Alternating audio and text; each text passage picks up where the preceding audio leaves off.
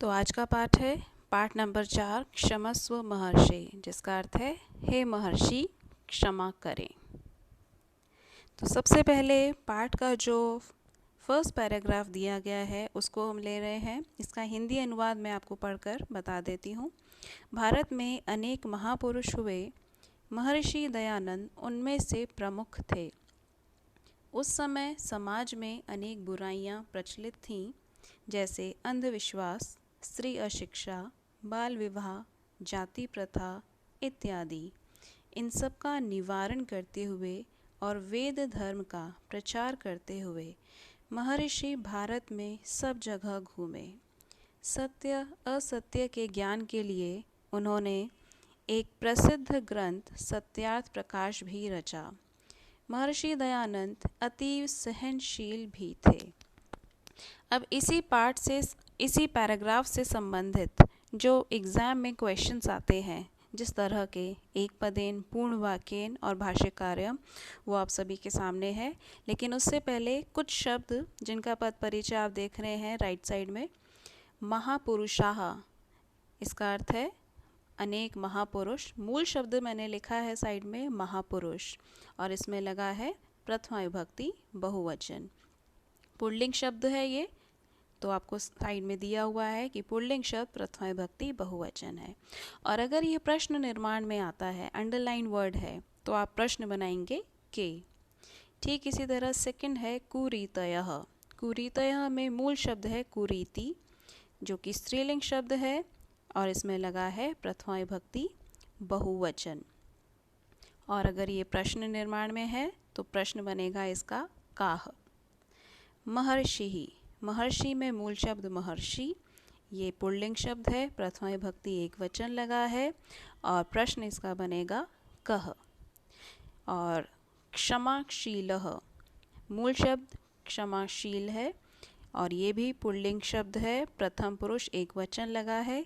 लेकिन यहाँ पर क्योंकि ये विशेषता बताई जा रही है, विशेषण का कार्य कर रहा है, इसीलिए हमने प्रश्न निर्माण लिया है कीदृशः, यानी कैसा या कैसे। अब आते हैं एक पदेन उत्तरत में। कह भारते सर्वत्र अभ्रमत्, तो उत्तर हो जाएगा महर्षि दयानंदः। सत्यासत्यस्य ज्ञानार्थम महर्षि किम रचितवान्, जिसका उत्तर है सत्यार्थ प्रकाशम। तस्मिन् काले काः कुरीतयः प्रचलिताः आसन्, उस समय में कौन सी कुरीतियाँ प्रचलित थीं। तो उत्तर हम कैसे लिखेंगे, तस्मिन् काले अंधविश्वासः, स्त्री अशिक्षा, बाल विवाह, जाति प्रथा इत्यादयः कुरीतयः प्रचलिताः आसन्। अब भाष्य कार्य में देखिए। गद्यांशे असहिष्णुः पदस्य विप्रयम विपरीतम, दोनों ही शब्द लिए हैं मैंने, जिनका अर्थ है विलोम। पदम किम, तो असहिष्णु का मतलब होता है असहनशील, और इसका आपने उत्तर पैराग्राफ से ही ढूंढना है, कभी भी पैराग्राफ से बाहर उत्तर नहीं होना चाहिए। तो असहिष्णु असहनशील होता है, और सहनशील होता है क्षमाशील, जो कि आप पैराग्राफ के बिल्कुल लास्ट में देख रहे हैं। क्षमाशील, इसका अर्थ है सहनशील, तो ये इसका ऑपोजिट हो गया। नेक्स्ट क्वेश्चन है अभ्रमत क्रियापदस्य कर्तापदम किम। कर्तृपदम या कर्तापदम दोनों शब्दों का प्रयोग होता है। अब आपको ये ढूंढना है कि अभ्रमत इस पैराग्राफ में कहाँ लिखा है। तो अगर आप देखें तो सेकंड लास्ट लाइन में अभ्रमत लिखा है। अब आप कैसे पहचानेंगे कि इस लाइन में कर्ता कौन है। तो ये चीज़ हमेशा ध्यान रखेंगे कि कर्ता सबसे पहली पहचान प्रथमा विभक्ति में होता है, क्योंकि प्रथमा विभक्ति का मतलब ही है कर्ता, जिसका कारक चिन्ह होता है ने। तो सबसे पहली पहचान कि वह हमेशा प्रथमा विभक्ति में होगा। और यहाँ पर घूमे कौन, महर्षि, और महर्षि प्रथमा विभक्ति में भी है, तो इसीलिए हमारा उत्तर महर्षि ही हो जाएगा। अब अगला पैराग्राफ देखते हैं, इसका हिंदी अनुवाद मैं पढ़ देती हूँ। एक बार वह काशी नगर में गंगा के किनारे पर कुटिया में शिष्यों के साथ बैठे थे। वहाँ पास ही एक यात्री भी बैठा था। ईर्ष्या से, ईर्ष्या यानी जलन, ईर्ष्या से वह यात्री महर्षि की कुटिया में आकर बिना कारण ही महर्षि को बुरे वचन कहने लगा। जितेंद्रिय महर्षि सब सुनकर शांत मन से ही बैठे रहे। उन्होंने कभी भी उसका उत्तर नहीं दिया। शिष्य क्रोधित हो गए। महर्षि ने उनको चिंता मत करो, शांत हो जाओ, ऐसा कहा। महर्षि ने कहा कि वह स्वयं ही एक दिन सरल हो जाएगा। एक बार एक व्यक्ति बहुत सारे फल वहाँ लाया। महर्षि दयानंद ने कुछ मीठे रस युक्त फल वस्त्र में बांधकर उस यात्री को देने के लिए अपने शिष्य को भेजा। उस शिष्य ने सोचा, वह यात्री तो प्रतिदिन यहाँ आकर बिना कारण ही कड़वे वचन कहता है, तब किस लिए उसको ये फल। अब इसी पैराग्राफ से संबंधित कुछ प्रश्न हैं, लेकिन उससे पहले कुछ शब्दों का पद परिचय देख लेते हैं। एक शब्द आया है शिष्य, जो कि मूल शब्द है शिष्य, पुल्लिंग शब्द है और इसमें लगा है तृतीया विभक्ति बहुवचन। और प्रश्न निर्माण में अगर आए तो आप प्रश्न बनाएंगे क्या है। गंगायाह, मूल शब्द गंगा, लता की तरह रूप चलेगा, आ से एंड होने वाला है, स्त्रीलिंग शब्द है और विभक्ति है षष्ठी एक वचन। प्रश्न बनेगा कस्याह। यात्रिणे, यात्रिणे मूल शब्द यात्रिण, पुल्लिंग शब्द है ये, इसमें लगा है चतुर्थी विभक्ति एक वचन और प्रश्न बनेगा कस्मय। जितेंद्रिय, मूल शब्द जितेंद्रिय ही है, पुल्लिंग शब्द है, प्रथमा विभक्ति एक वचन है इस शब्द में, और क्योंकि ये विशेषता बता रहा है, विशेषण का कार्य कर रहा है, इसीलिए प्रश्न बना कीदृशः, यानी कैसे। अब प्रश्न देखते हैं एक पदेन। महर्षि दयानंदः कैसः अतिष्ठत्, महर्षि दयानंद किनके साथ बैठे थे, तो उत्तर हो जाएगा शिष्य।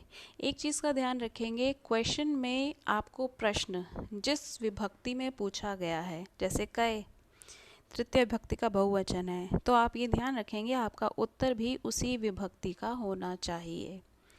तो यहाँ उत्तर है शिष्य, शिष्यों के साथ। के क्रुद्धा अभवन, कौन क्रोधित हो गए, शिष्याः। पूर्ण वाक्य देखें।